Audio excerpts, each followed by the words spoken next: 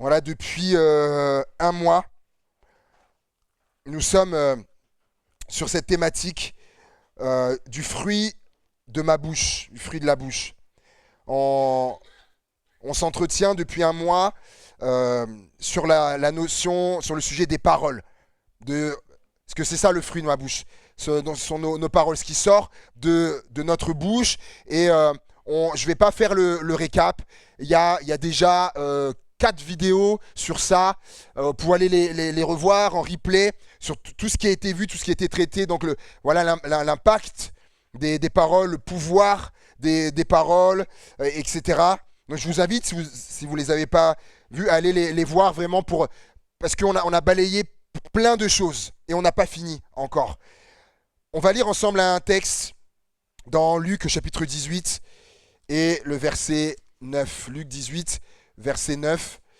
Alors j'espère que c'est pas trop petit pour ceux qui sont loin. Si c'est trop petit, on affichera normalement Luc 18, verset 9 à 14. Il dit encore cette parabole en vue de certaines personnes se persuadant qu'elles étaient justes et ne faisant aucun cas des autres. 2 hommes montèrent au temple pour prier. Est-ce que, pour ceux qui sont loin, est-ce que c'est petit? Ça va? Pour celui-là, si on peut le mettre en normal, s'il te plaît. Il dit encore cette parabole en vue de certaines personnes. Hein? Ah oui, mais comme il est long, le temps que tu mets, t'inquiète, ça va arriver. Ça va se rejoindre, il est vraiment long le texte. Il dit encore cette parabole en vue de certaines personnes se persuadant qu'elles étaient justes et ne faisant aucun cas des autres. 2 hommes montèrent au temple pour prier. L'un était pharisien et l'autre publicain. Le pharisien, debout, priait ainsi en lui-même. Ô Dieu, je te rends grâce de ce que je ne suis pas comme le reste des hommes, qui sont ravisseurs, injustes, adultères, ou même comme ce publicain. Je jeûne 2 fois la semaine, je donne la dîme de tous mes revenus. Le publicain, se tenant à distance, n'osait même pas lever les yeux au ciel. Mais il se frappait la poitrine en disant « Ô Dieu, sois apaisé envers moi, qui suis un pécheur. » Je vous le dis, celui-ci descendit dans sa maison justifié plutôt que l'autre, car quiconque s'élève sera abaissé, et celui qui s'abaisse sera élevé. Sera élevé. En gros, il est en train de dire, je te loue en gros, de ce que je suis meilleur que le reste des hommes. On aurait pu se dire lorsque on voit ça, que sa tête est passée plus les portes. Que c'est cette expression avoir la grosse tête. C'est cet homme qui va dire je te loue de ce que je ne suis pas comme le reste des hommes. Ou même comme ce publicain. C'est comme si je disais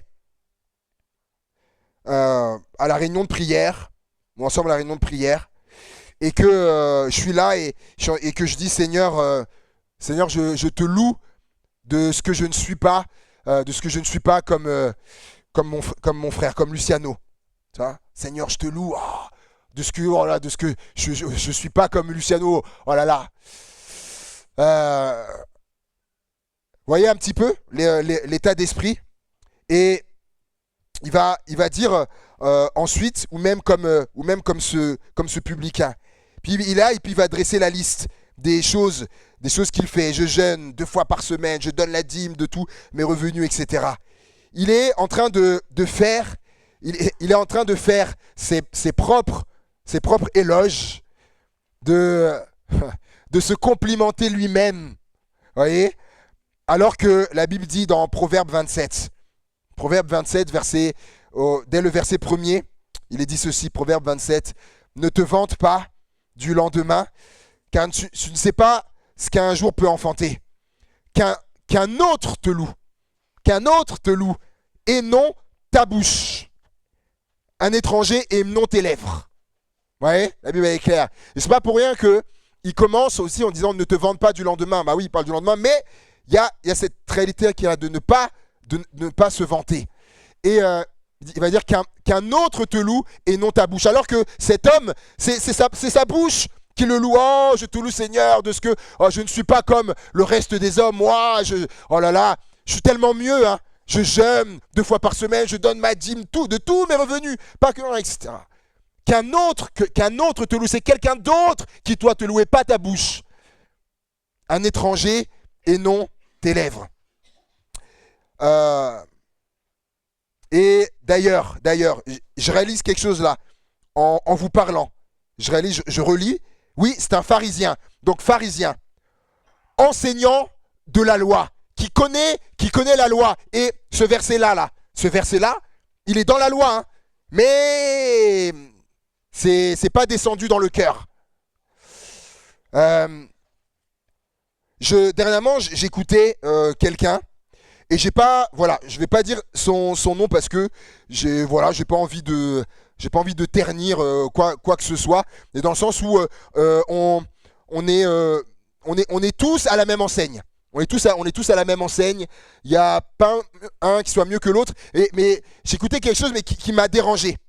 Il parlait de ce parallèle entre nous enfants de Dieu et notre Père. Et il parlait de sa fille. Il disait que sa fille, quand elle appelle, quand il y a quelque chose, elle écrit directement, elle appelle papa. Et il disait que des fois, nous, par rapport à Dieu, on va faire tout un tas de blabla, des détours. Alors que, il dit, rappelez que Jésus a révélé Dieu en tant que Père. Abba, c'est notre papa. Qu'on peut s'adresser directement comme ça. Mais ce qui m'a un peu gêné, c'est que quand il a fait le parallèle, il a dit ma fille, quand elle m'appelle, elle ne dit pas oh toi, donc je vais pas dire son nom, oh toi, pasteur de la super église interne, etc. Elle ne dit pas oh toi, auteur à succès. C'est vrai, c'est un auteur à succès, ils vendent beaucoup de livres, c'est vrai. Mais moi ça m'a dérangé par exemple quand il a dit ça. Ma fille elle m'appelle pas comme ça, oh toi, auteur à succès. On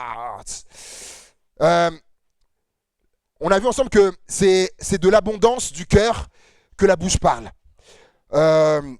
Nos paroles, donc, sont le reflet de ce qu'il y a dans notre cœur, sont à l'image de ce qu'il y a dans notre cœur. Donc, si dans notre cœur, et on l'avait vu pour ceux qui n'étaient pas là, par exemple, si les gens qui parlent avec amertume, vous entendez, leurs paroles sont amères, c'est parce que dans leur cœur, il y a de l'amertume, etc. Donc, les paroles qui reflètent un peu la jalousie, c'est parce que dans le cœur, il y a de la jalousie, etc. Donc, si dans mon cœur, si dans le cœur, il y a de l'orgueil, comme c'était le cas pour ce pharisien, là, du coup, les paroles vont être imprégnées de cet orgueil. Ah, je te loue de ce que je ne suis pas comme le reste des hommes, moi. Moi, je fais ceci, moi, je jeûne, etc. Et c'est intéressant parce que Jésus va parler de 2 hommes, du pharisien, et il va parler du publicain. Et le publicain, il va dire, le publicain se tenant à distance, n'osait même pas lever les yeux au ciel. Mais il se frappait la poitrine en disant, ô Dieu, sois apaisé envers moi qui suis un pécheur. Ô Dieu, sois apaisé envers moi qui suis un pécheur. Elle est pas longue sa phrase, hein, comparée à l'autre. Elle n'est pas longue, hein. Mais vous avez remarqué, qu'est-ce que Jésus dit? Lui est rentré chez lui justifié et pas l'autre. Et Jésus dira dans Matthieu 12, 37, par tes paroles, tu seras justifié, et par tes paroles, tu seras condamné. C'est exactement ce qui se passe là. Celui qui avait les paroles orgueilleuses là, ah moi, etc., il est reparti, peut-être, je ne sais pas, est-ce qu'il voulait impressionner Dieu, etc. Eh bien, il est reparti, pas justifié par Dieu, mais celui qui est arrivé repentant, et il se sentait comme comme misérable, Seigneur, et même il était à distance. Et le texte dit, il n'osait même pas lever les yeux au ciel. Il dit, Seigneur, sois juste apaisé envers moi parce que je suis un pécheur. Jésus dit, celui-là, il est rentré chez lui justifié. Vous voyez les paroles qui ne sont pas les mêmes. Par tes paroles, tu seras justifié et par tes paroles, tu seras condamné. Car Jésus dit, car quiconque s'élève sera abaissé et quiconque s'abaisse sera élevé. Mais il parle de quoi? Celui qui s'élève comment? Par la bouche, par ce qui sort de sa bouche. Parce que c'est le contexte, on l'a lu là. Il parle des paroles différentes que l'un et l'autre ont eues. Regardez dans Luc 22. Luc 22, verset 24. Intéressant. Quiconque s'élève sera abaissé, quiconque s'abaisse sera élevé. Luc 22, 24. Il se leva aussi parmi les apôtres une contestation. Ou une autre traduction dit une vive discussion. Lequel d'entre eux devait être estimé le plus grand? Jésus leur dit, les rois des nations les maîtrisent, et ceux qui les dominent sont appelés bienfaiteurs. Qu'il n'en soit pas de même pour vous, mais que le plus grand parmi vous soit comme le plus petit, et celui qui gouverne comme celui qui sert. Car quel est le plus grand, celui qui est à table ou celui qui sert? N'est-ce pas celui qui est à table? Et moi cependant je suis au milieu de vous comme celui qui sert. Je veux bien le mouchoir, s'il te plaît. Merci beaucoup. Et il s'éleva une contestation ou une vive discussion. Donc, il parlait, en fait, les disciples parlaient de ce sujet entre eux, à savoir qui était le plus grand d'entre eux, les disciples. Qui était le plus grand. Mais du coup, ils n'étaient pas d'accord. Ils n'étaient pas d'accord pour qui était le plus grand. Et Jésus, Jésus est là et Jésus les entend. Jésus les entend. Alors, on ne sait pas, mais imaginons. Mais tiens, qui c'est le plus grand? C'est qui le plus grand d'entre nous? Là, c'est pas écrit, hein, ça j'imagine là. Peut-être quelqu'un qui dit, c'est Pierre qui dit, je sais pas, c'est moi le plus grand. Moi j'ai marché sur l'eau, moi. Moi j'ai marché sur l'eau, c'est moi le plus grand. Je sais pas. Ou Judas qui dit, non, c'est moi le plus grand. C'est moi qui tiens la bourse. C'est moi le gestionnaire là, qui est tout l'argent, qui veille tout. C'est moi. Ça vous a pas été confié à vous là. C'est moi qui ai l'argent. C'est moi le plus grand. Là, je dis, j'imagine, c'est pas écrit. Hein, c'est moi. Je sais pas. Ou Jean qui dit, non, c'est moi le plus grand. Alors, ce qui m'étonnerait venant de lui lorsqu'on voit l'apôtre Jean les écrits, mais qui dirait, mais c'est moi qui suis un peu le plus proche là. Le plus proche de Jésus, tout ça. C'est moi le plus grand. Et donc on peut imaginer plein de choses comme ça. Mais Jésus les entend. Il se demande qui est le plus grand entre nous. Et Jésus, c'est intéressant parce que regardez Proverbe 28-25. Proverbe 28-25 dit ceci. L'orgueilleux excite les querelles, mais celui qui se confie en l'Éternel est rassasié. L'orgueilleux excite les querelles. Ils étaient comme ça, dans cette vive discussion, dans cette contestation, parce que il y avait de l'orgueil qui était là. L'orgueilleux excite les querelles. Parce qu'il y a de l'orgueil qui était là, bien sûr, déjà pour se demander qui c'est le plus grand. Ben, bien sûr que de l'orgueil est là. Et je pensais à ça quand je me suis remis sur le message ce matin. Je sais pas, il y a cet exemple qui m'est venu. Imaginez le concours. Vous savez, chaque année, il y a les concours là, des Miss. Voilà. Vous voyez le concours de Miss France, par exemple. Concours de Miss France. Et parmi les filles qui sont là, il y en a une qui commence à leur dire, mais de toute façon, vous les autres là, à côté de moi, vous avez aucune chance. C'est moi qui vais être élu Miss France. Vous regardez vous à côté, je suis la plus belle. C'est moi la plus belle. Vous pensez, est-ce qu'elle va se faire des copines au milieu de l'orgueilleux excite les querelles ou dans ton travail. Imaginez. J'ai pas voulu cibler, mais imagine dans ton travail. Quelqu'un arrive et vous faites la même chose, hein.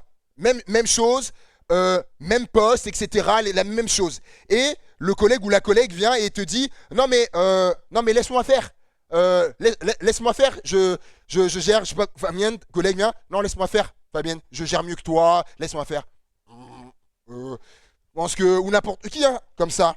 Ou même toi, tu m'as expliqué ton travail tout à l'heure, ton collègue, il vient, il dit non mais laisse-moi faire, Luciano, laisse faire, je fais mieux que toi, tu gères. Ça va te plaire, tu vas. Ah non, ben oui, ben oui. Est-ce qu'on va apprécier? Ben non, ben non. Et regardez, Proverbe 11, verset 2. Proverbe 11, verset 2. Quand vient l'orgueil, vient aussi le mépris. Et c'est justement pour ça qu'on n'aime pas. Parce que quand il y a l'orgueil, vient le mépris, en fait. De dire, oh, mais laisse, non, mais laisse tomber. Je vais faire à ta place, je fais mieux que toi, je gère mieux que toi. C'est du mépris. La personne est en train de te mépriser. Et moi, ce que j'aime, je reviens aux disciples qui sont là. Qui c'est le plus grand? Non, mais c'est moi. C'est parce que du coup, tu méprises l'autre. Et réponse de Jésus, moi, c'est magnifique. C'est magnifique. Jésus, à chaque fois. Et il va dire, mais que le plus grand soit comme le plus petit. Et celui qui gouverne comme celui qui sert. Car quel est le plus grand? Celui qui est à table ou celui qui sert? N'est-ce pas celui qui est à table? Et moi, cependant, je suis au milieu de vous comme celui qui sert. Et Jésus, en fait, il est en train de dire, vous voulez savoir qui est le plus grand? Il leur dit, mais le plus grand, c'est pas celui qui maîtrise les autres. C'est pas celui qui domine les autres. Parce qu'il va parler de ceux qui dominent les nations, etc. Il dit, mais c'est pas ceux qui commandent, qui sont les plus grands. Le plus grand, c'est celui qui sert les autres. Oh là là. Là, je pense, ils n'étaient pas prêts. Là, les disciples, ils n'étaient pas prêts à cette réponse. Le plus grand, c'est celui qui sert les autres. Ils s'y attendaient pas, c'est sûr. Et Jésus nous conduira toujours sur le chemin de l'humilité. Toujours. Regardez, lui, le roi, on l'a chanté, le roi. Et le roi qui s'est abaissé, qui a pris une bassine et qui a lavé les pieds de ses disciples, ce que faisaient les esclaves de l'époque. Jésus, c'est pas juste des paroles. C'est ce que c'est beau avec Jésus. C'est pas juste les paroles. Ce qu'il dit, il le fait. Il incarne ça. Il incarne ça. Et il nous emmènera toujours sur le chemin de l'humilité. Parce que celui qui s'élève sera abaissé. Et celui qui s'abaisse sera élevé. Et l'apôtre Paul il a dit aux Philippiens, Jésus qui s'est abaissé, prenant une forme de serviteur, il s'est abaissé et il a reçu le nom qui est au-dessus de tout nom et il a été souverainement quoi? Élevé. Parce qu'il s'est abaissé, il a été élevé plus tard. C'est ça, c'est un principe spirituel. Mais si je m'élève, mes amis, si je m'élève par moi-même, par mes paroles, si je m'élève, je peux vous le dire, ce qui m'attend après, je vais être abaissé. Je vais être abaissé. Et quelqu'un qui l'a expérimenté, c'est Pierre. Matthieu 26, 33 dans la traduction Bible français courant. Matthieu 26, 33. Pierre prit la parole et lui dit, vous connaissez ce passage, hein, même si, mais j'aime bien la Bible en français courant, mais si tous les autres t'abandonnent, je répète, même si tous les autres t'abandonnent, moi, et j'ai mis en majuscule exprès, moi, Pierre, je ne t'abandonnerai jamais. Jésus lui répondit, je te le déclare, c'est la vérité, cette nuit même, avant que le coq chante, tu auras prétendu 3 fois ne pas me connaître. Pierre lui dit, je ne prétendrai jamais que je ne te connais pas, même si je dois mourir avec toi. Et tous les autres disciples dirent la même chose. Alors imaginez, tous les autres derrière, oui, moi aussi, je te demanderai jamais, etc. Mais le premier, parce que c'était souvent lui le premier d'ailleurs à agir, c'est Pierre qui dit ça en premier. Et les paroles de Pierre, si tous t'abandonnent, moi, je ne t'abandonnerai pas. Autrement dit, moi, c'est comme le pharisien du début. Moi, je ne suis pas comme les autres disciples, Jésus. Moi, je suis au-dessus d'eux, moi. Moi, je suis plus fort qu'eux. Parce que, et moi, ce qui me surprend, c'est que lorsque Pierre dit ça, on l'a bien vu, tous les autres sont là. Non mais, il est quand même du toupet. Non mais si eux là, si tous, ils t'abandonnent, moi Jésus, moi je t'abandonnerai pas. Moi, je prétendrai jamais ne pas te connaître. Et il dit ça en face d'eux. Moi, j'aurais été un des disciples là, j'aurais dit, mais il se prend pour qui, lui? Il se prend pour qui, lui? Euh, je ne prétendrai jamais, bien mis en garde, je ne prétendrai jamais que je ne te connais pas. Marc 14, verset 66. Marc 14, retenez bien cette phrase. Je ne prétendrai jamais que je ne te connais pas, Jésus. Marc 14, 66. Pendant que Pierre était en bas dans la cour, il vint une des servantes du souverain sacrificateur. Voyant Pierre qui se chauffait, elle le regarda et lui dit, toi aussi, tu étais avec Jésus de Nazareth? Il le nia, disant, je ne sais pas. Non, mais je ne sais pas, je ne comprends pas ce que tu veux dire. Puis il sortit pour aller dans le vestibule et le coq chanta. La servante, l'ayant vu, se mit de nouveau à dire à ceux qui étaient présents, celui-ci est de ces gens-là. Il le nia de nouveau. Peu après, ceux qui étaient présents dirent encore à Pierre, certainement, tu es de ces gens-là, car tu es galiléen. Alors, il commença à faire des imprécations et à jurer. Je vous le jure, je ne connais pas cet homme, en parlant de Jésus, dont vous parlez. Aussitôt, pour la seconde fois, le coq chanta. Et Pierre se souvint de la parole que Jésus lui avait dite, avant que le coq chante 2 fois, tu me renieras 3 fois. Et en y réfléchissant, il pleurait. Et il y a un autre passage, je crois que c'est dans Matthieu, il pleura amèrement. Quand Jésus passa et leur visage et leur regard se croisa, et Pierre se souvint de cette parole, tu me renieras, et il pleura amèrement.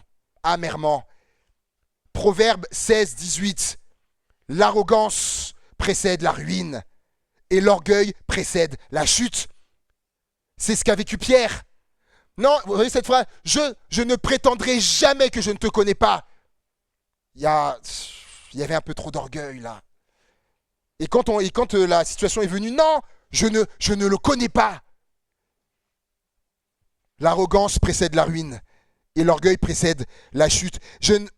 Et là, je pense que après ce que Pierre a vécu là, à un moment donné, il a dû réaliser.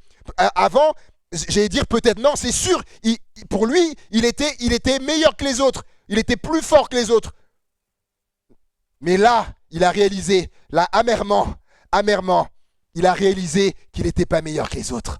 Il n'était pas mieux que les autres. Il n'était pas plus fort que les autres. Et ça, c'est valable pour chacun d'entre nous. Mais il a fallu qu'il passe par ça, parce que celui qui s'élève sera abaissé. Et ça, c'est des leçons de vie. Et après, tu apprends pour. Après, c'est. J'aimerais vous dire ceci. Attention aux phrases avec moi je. Moi, ça ne m'arrivera jamais. Moi, je ferai jamais ça. Moi, je commettrai jamais ça. Moi, il m'arrivera jamais ça. À moi, je tomberai jamais dans tel péché. Moi, etc. Parce que en disant ça, je suis en train de dire que je suis meilleur que les autres, que je suis mieux que les autres, je suis plus fort que les autres. Ah, mes amis, si j'espère que ça vous aidera et que ça nous aidera, que si des choses comme ça veulent venir et que je réalise que tiens, je parle comme ça, mes amis, sonnette d'alarme, parce que je suis en danger, mes amis. Je suis en danger. L'arrogance précède la ruine, l'orgueil précède la chute. Je connais une situation où la personne disait, à un moment donné, elle disait non, mais par rapport à la drogue, elle dit non, mais elle dit mais moi je toucherai jamais à la drogue. Elle dit non, mais moi je me droguerai jamais. Je tomberai jamais dedans, jamais dans la drogue. Parce que dans son discours, vous voyez que les gens qui se droguent, c'est vraiment, vous vous doutez de ce que je vais dire. Cette personne, du coup, elle est tombée dans la drogue. Vous savez, des fois, la vie, elle se réserve de nous faire redescendre là, du piédestal sur lequel on est monté. De dire, moi, ça non, mes amis, j'aimerais vous dire, ça, bannissons ça de notre langage, que jamais ces paroles-là sortent de notre bouche. Moi, ça ne m'arrivera jamais, moi, je ferai jamais. 1 Corinthiens 10, 12. 1 Corinthiens 10, 12. Que celui qui croit être debout prenne garde de tomber. Ouais. Et la parole de vie dit, c'est pourquoi celui qui se croit solide doit faire attention à ne pas tomber. Parce que, vous savez, parce que il y a... Quand je dis ces paroles-là, comme ça, je prononce ces paroles. Moi, je ferai jamais ça. Moi, je tomberai jamais dans moi. Non, non. Il y en a un aussi qui nous écoute et on n'y pense pas. Ouais, il s'appelle le diable aussi. Et il nous écoute aussi. Ah bon? Il est là? Ah bon? Ah, il ou elle? Ah, il pense? Ah d'accord, il est plus fort que les autres. Ah, elle est plus forte que les autres. Elle est meilleure. Ah, ça lui arrivera jamais ça. Et il pourra s'évertuer à nous mettre dans des situations, des circonstances pour qu'on puisse tomber. Et pour ça qu'il faut faire très attention. Très attention. Et donc, comme je dis, je suis en danger. Si je parle de cette manière-là, et à la limite, les paroles qui pourraient être les nôtres, c'est de dire que Dieu me garde de le renier un jour. Comme Pierre qui dit non, moi je ne te... Que Dieu me garde de ça. Que Dieu me garde de tomber dans ce péché. Que Dieu me garde de commettre telle ou telle chose. Osée chapitre 7 verset 16. Osée chapitre 7 verset 16. Et je vais terminer avec toute une partie comme ça sur Osée. Ah. Ce n'est pas au Très-Haut qu'ils retournent, ils sont comme un arc trompeur. Leurs chefs tomberont par l'épée à cause de l'insolence de leur langue. Je vais le relire. Ce n'est pas au Très-Haut qu'ils retournent, ils sont comme un arc trompeur. Leurs chefs tomberont par l'épée à cause de l'insolence de leur langue. Ils tomberont à cause de l'insolence de leur langue. Des paroles sortent. Et notamment, c'était des paroles qui étaient comment? Bien sûr, il y avait des paroles orgueilleuses. Et Osée chapitre 10, verset 4. Osée chapitre 10, verset 4. Il prononce des paroles vaines. Il prononce des paroles vaines. Des serments faux lorsqu'il conclut une alliance, etc. Il prononce des paroles vaines. Des paroles orgueilleuses. En fait, dans les paroles vaines, en fait, les paroles orgueilleuses, c'est des paroles vaines, en fait. Parce qu'on va voir tout à l'heure que ça n'a aucun sens d'être orgueilleux. Ça n'a aucun sens.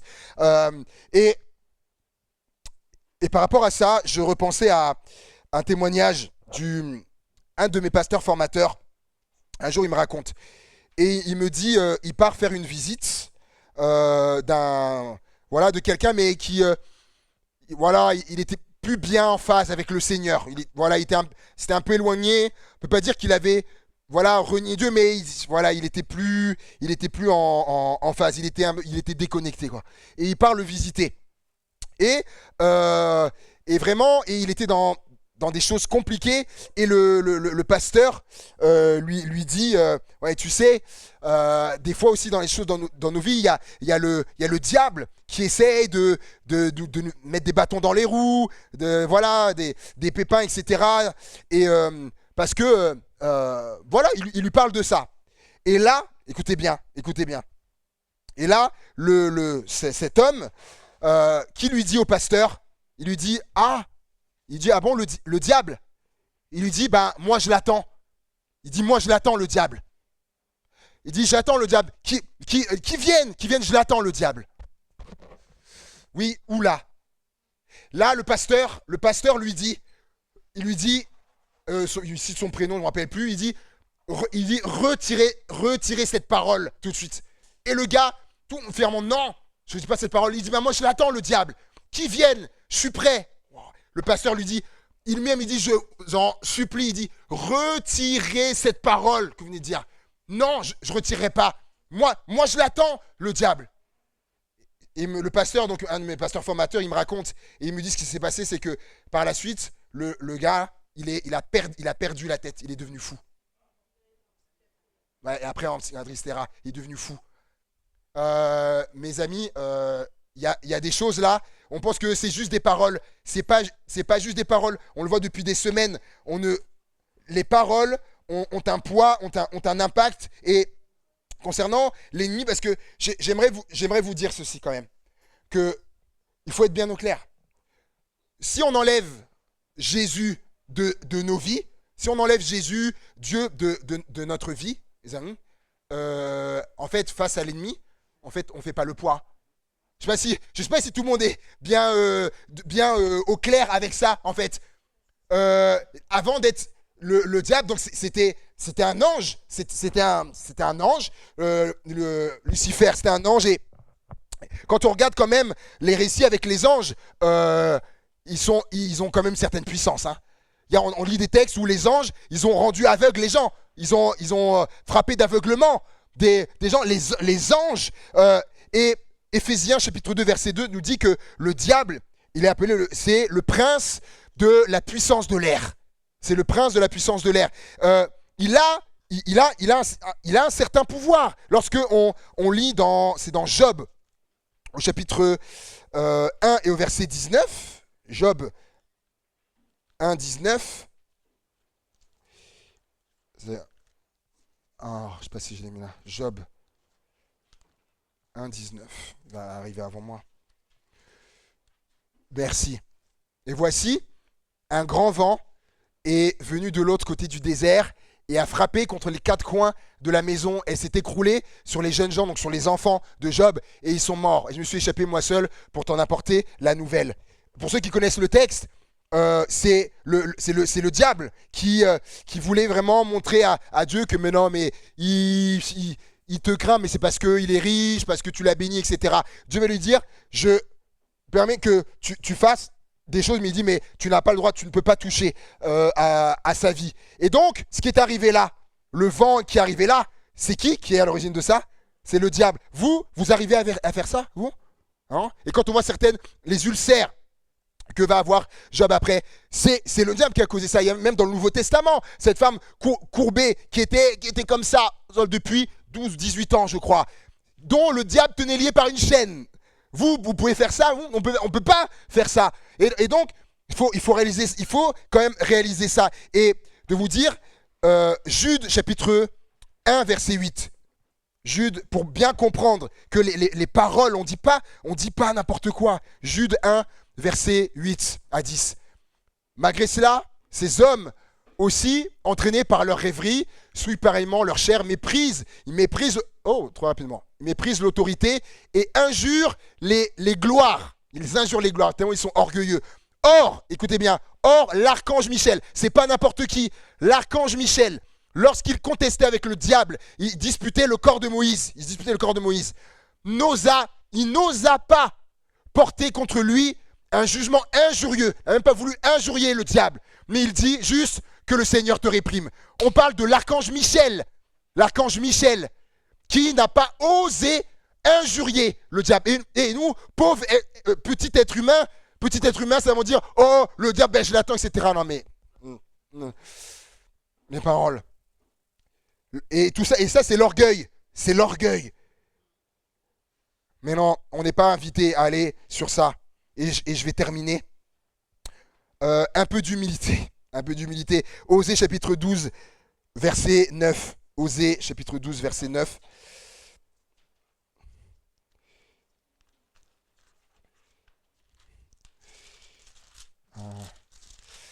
Alors, 12, verset 9. Et Éphraïm dit, à la vérité, je me suis enrichi, j'ai acquis de la fortune, mais c'est entièrement le produit de mon travail. On ne trouvera chez moi aucune iniquité, rien qui soit un crime. Je me suis enrichi, j'ai acquis de la fortune, mais c'est entièrement le produit de mon travail. C'est pas totalement juste.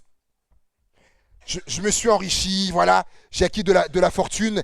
Et si on lui posait la question, si vous l'auriez rencontré, cette personne qui parle là, mais comment tu es devenu riche, comment tu as acquis cette fortune?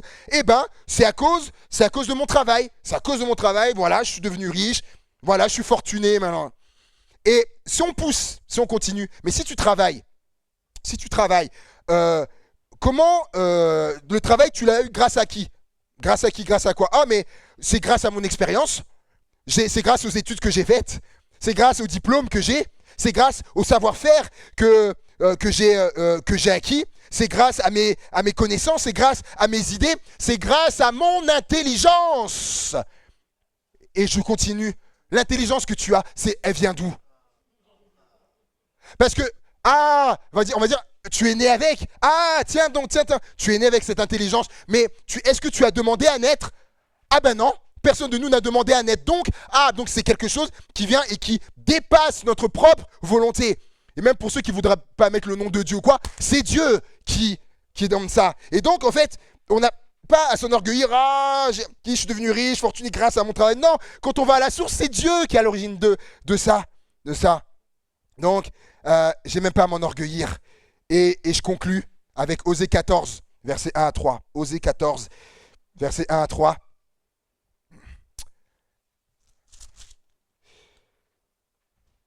Israël, reviens. Et peut-être que le Seigneur pourrait dire ça à quelqu'un ce matin, mettre son prénom. Israël, reviens à l'Éternel, ton Dieu, reviens, car tu es tombé par ton iniquité. Apportez, regardez le verset 2, oh là là, apportez avec vous quoi? Des paroles. Dieu dit à Israël qui s'est éloigné, reviens à ton Dieu. Viens avec des paroles. Pas avec des animaux. Les animaux à sacrifier sur l'autel, etc. Non. Dieu dit, reviens, apporte des paroles. Des paroles. On continue. Et revenez à l'Éternel. Dites-lui, voilà, regarde à quoi doivent ressembler les paroles. Pardonne toutes les iniquités et reçois-nous favorablement. Voilà, nous t'offrirons au lieu des taureaux l'hommage de nos lèvres. Au lieu des taureaux, c'est ce qui sortira de notre bouche, les paroles. L'Assyrien ne nous sauvera pas, comme c'est ce qu'on croyait, mais non, il ne sauvera pas. Nous ne monterons pas sur des chevaux et nous ne dirons plus à l'ouvrage de nos mains, donc aux idoles, notre Dieu, car c'est auprès de toi, Seigneur, que l'orphelin trouve compassion. C'est des belles paroles quand même, hein.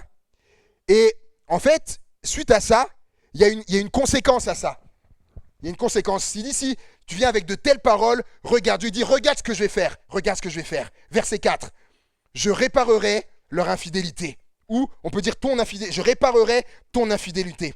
J'aurai pour toi un amour sincère, car ma parole s'est détournée d'eux. Je serai comme la rosée pour Israël ou pour toi. Il fleurira comme le lys et il poussera des racines comme le Liban.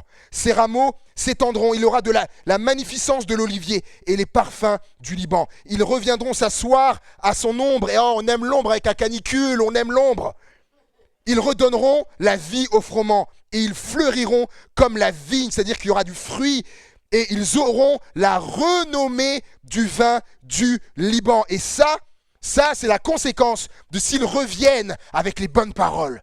Qu'ils laissent les paroles orgueilleuses et qu'ils reviennent avec des paroles pleines d'humilité. Dieu dit, voilà ce que je vais faire.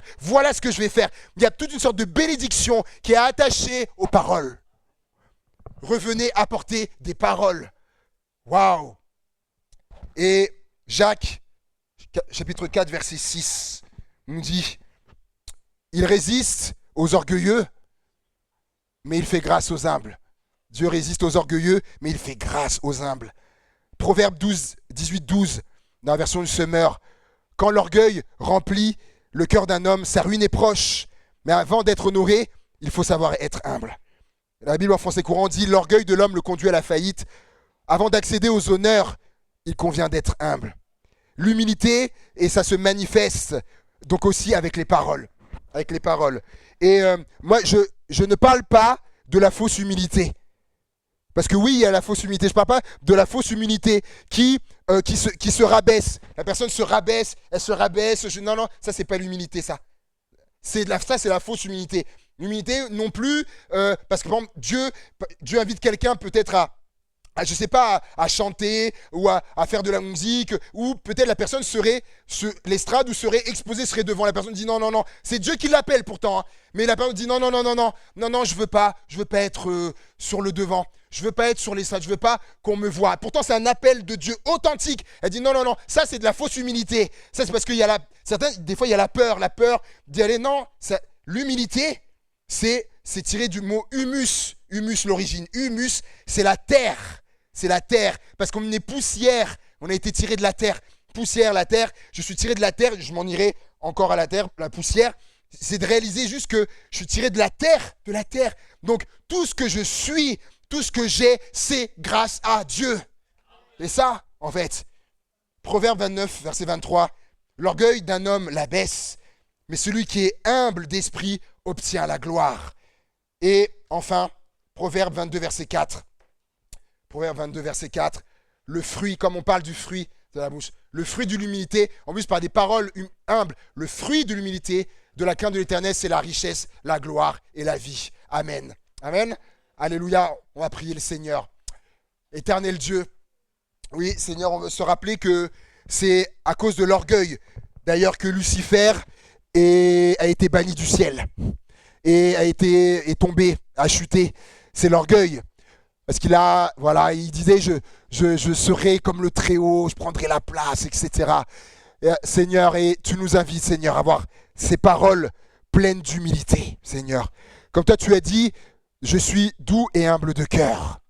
Seigneur, étant dans nos cœurs, Seigneur, manifeste ton caractère et qui tu es, Seigneur, dont cette humilité. Que nos paroles reflètent qui vit dans nos cœurs, à savoir toi, Seigneur. Et toi, tu es humble, Seigneur.